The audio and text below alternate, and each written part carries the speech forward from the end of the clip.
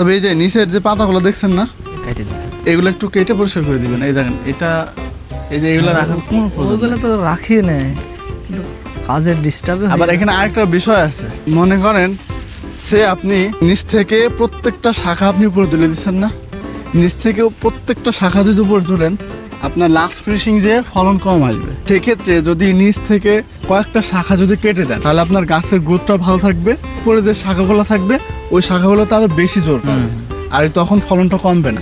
আর এই নিচের যে শাখাটা, এই শাখাটা যখনই আপনি তুলে দিবেন তখন তো এই বান এমনিতে জায়গা দিতে পারবেন না, বা এ তো সম্ভব না, করলে তো কখনোই সম্ভব না বান জায়গা দিতে।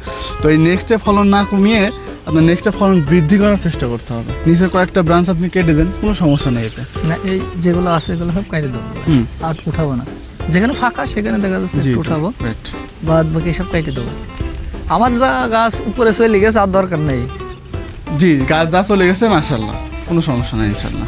আর এই যে ফল ঝুলতেছে কেবল, হ্যাঁ, ফল ইয়ে করেন এই ফল ঝোলার পরে ওই vegetable yellow sticky card, 18 card, 18 কাঠ। ওটা একটু জমিতে স্থাপন করে দেবেন। কারণ একটাই- ওটা এই বড় তিনটে করে দেবো, আর এগুলো দুইটা ওটা করে দেবো। আপনার ফল ঝোলার পর বলতে কি ফল ঝোলার আগ মুহূর্ত এখন থেকে এই ব্যবহার দু একদিনের করা ভিতরে উত্তম। দেবো। জি, দিলে পরে দেখা যাচ্ছে হেনা মাছের আক্রমণটা খুব কম হবে। কম। এখন তো মনে করেন আপনার শুধু যে হলুদ কার্ডে আকর্ষণ করে তা কিন্তু করে না। না, আপনার ওইটা একটা গ্রান আছে, যেটা আপনার ইয়া বলে ব্র্যাক সিডের একটা আছে, তারপরে ইস্পাহানির আছে। ইস্পাহানির একটা আছে, লিওর।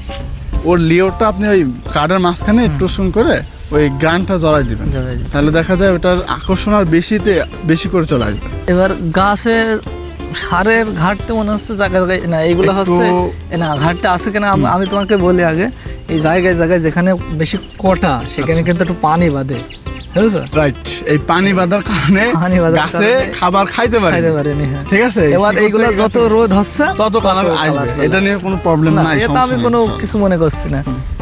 কারণ যেখানে পানি এই বাঁধবে- সাইডটা কিন্তু কোনো পানি বাঁধে না, জি, জি, ওই বুঝতে জায়গাটায় বাঁধে। তবে যেগুলো মাথা ছাড়ে নাই, ঠিক আছে, মানে যেগুলো মনে হচ্ছে যে কুকুরানি লেগে বুঝে যাচ্ছে না, ওগুলো এই সিলেটের জিঙ্ক আর ওর সাথে মিরাকুলান অথবা প্রোটোজিম এ ধরনের কিছু স্প্রে করলে ইনশাআল্লাহ এটা এটা- আসলে কিন্তু একটাও নেই। হ্যাঁ, এখানে একটাও নাই। করলা জমিতে সব থেকে বড় কি আপনার হচ্ছে পানি নিষ্কাশনের ব্যবস্থা 99% ভালো রাখতে হবে।